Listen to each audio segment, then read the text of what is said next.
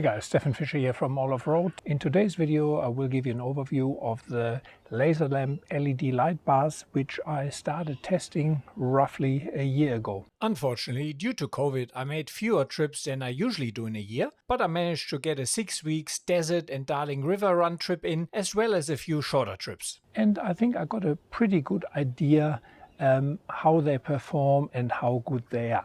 Make sure to watch till the end, as I will also show you a direct comparison to the excellent Ultravision Nitro Maxx 205 and 305 setup I ran before. For full disclosure, I have been given the Lazer Lamp light bars free of charge for testing and review purposes.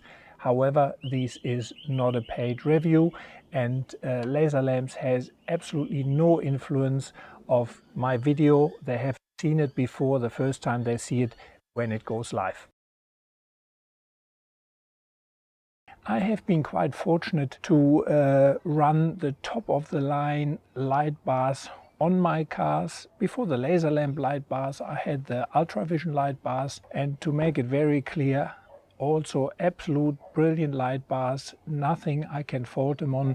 But when I was asked to test the Lazer Lamp light bars, I was quite keen because I like the single row LED design and some of the features the Lazer Lamp light bars have. So I was happy to give them a test.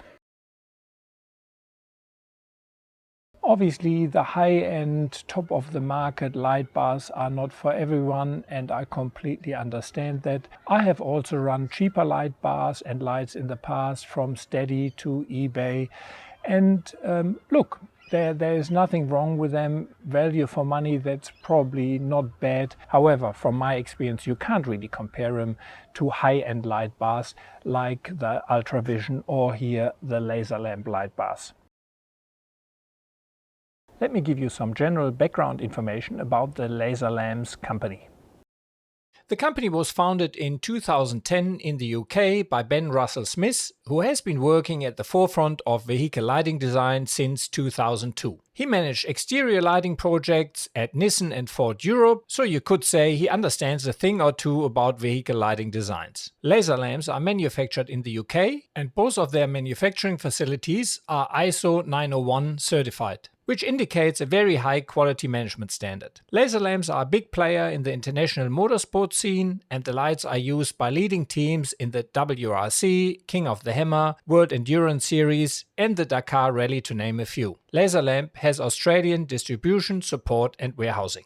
I'm telling you this to show this is not a small company that puts together some Chinese LED driving lights, but a company that does their own research, development and manufacturing, which is all done in the UK and includes every component.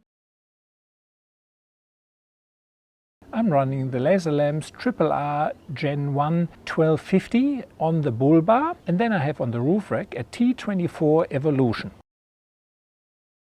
So let's now get into the features of the Triple-R Gn1 1250. The Triple-R series was originally developed as a long-range auxiliary light for professional track and motorsport. It has quite a unique set of projector-style optics and 12 11-watt bin LEDs. The color temperature is 5000 K with a 80 CRI for high levels of sharpness and clarity. CAE optimized heatsinks offer improved thermal dynamics, which was always difficult for higher watt LEDs. The Triple-R 1250 weighs 2.23 kg, and that is including the bottom mounting brackets, and is therefore one of the lightest light bars in that category. It has overvoltage and reverse polarity protection, so if you wire them up yourself, you are pretty safe there.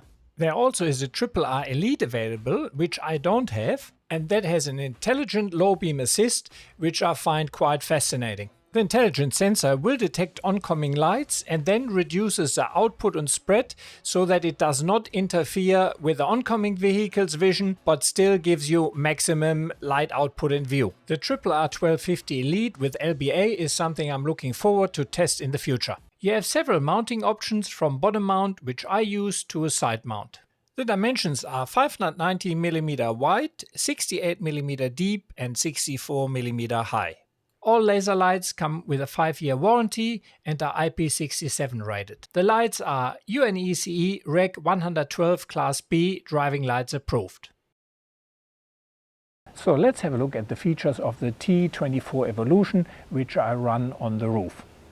The T24 Evolution is mounted on my roof rack and has 24 11-watt premium bin LEDs. Premium bin means that all the LEDs have the same output and the same power and come from the same batch. This is combined with vacuum metallized conical optics to deliver a powerful beam pattern with a wider spread than the Triple-R. It has the same IP67 rating and 5-year warranty and is also manufactured in the UK. The dimensions are 104 mm long, 68 mm deep and 64 mm high. And the weight is just above 3 kg, so again very light for the size. The recommended retail price is 1,215 Australian dollars.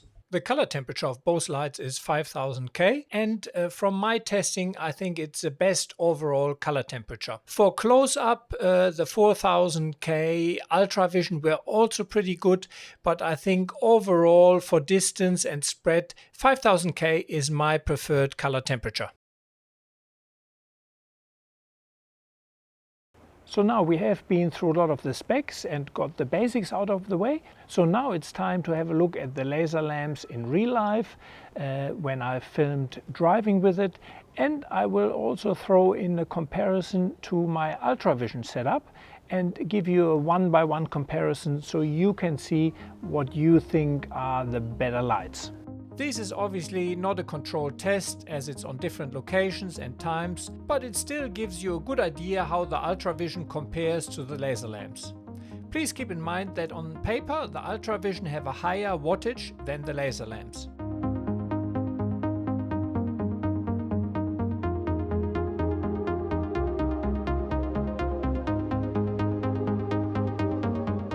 Let's now have a look at the same footage again, but this time as a direct comparison on top of each other.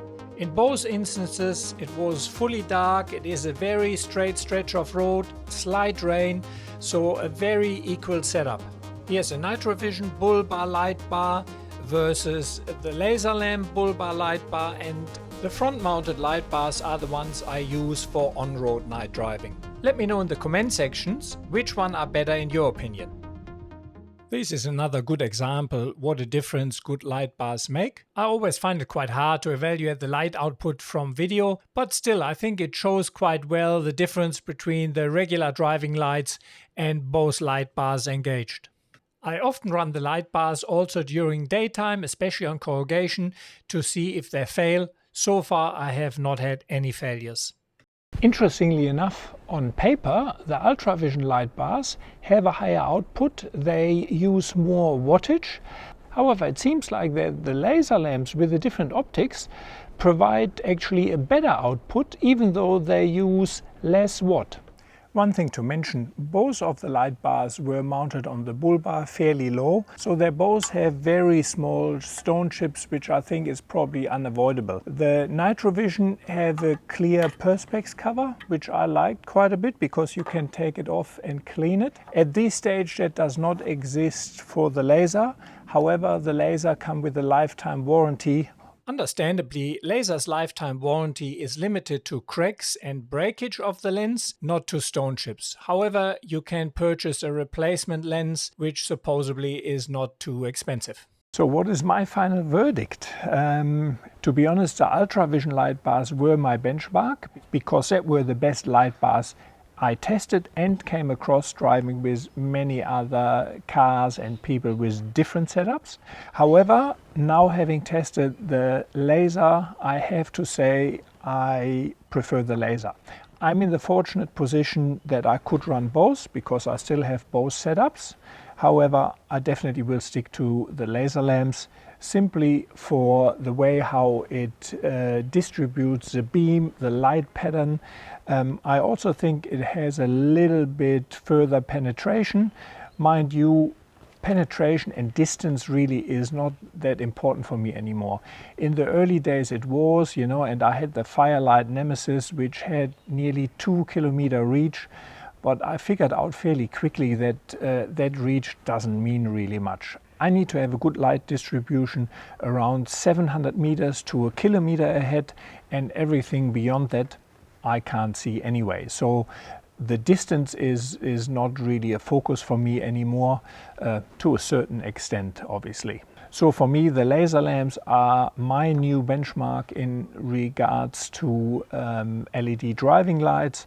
However, I think both are brilliant light bars. It's just that the laser are a little bit better. But you have seen the comparisons, you have seen the footage. Let me know in the comment section what you think is better, laser or Ultravision.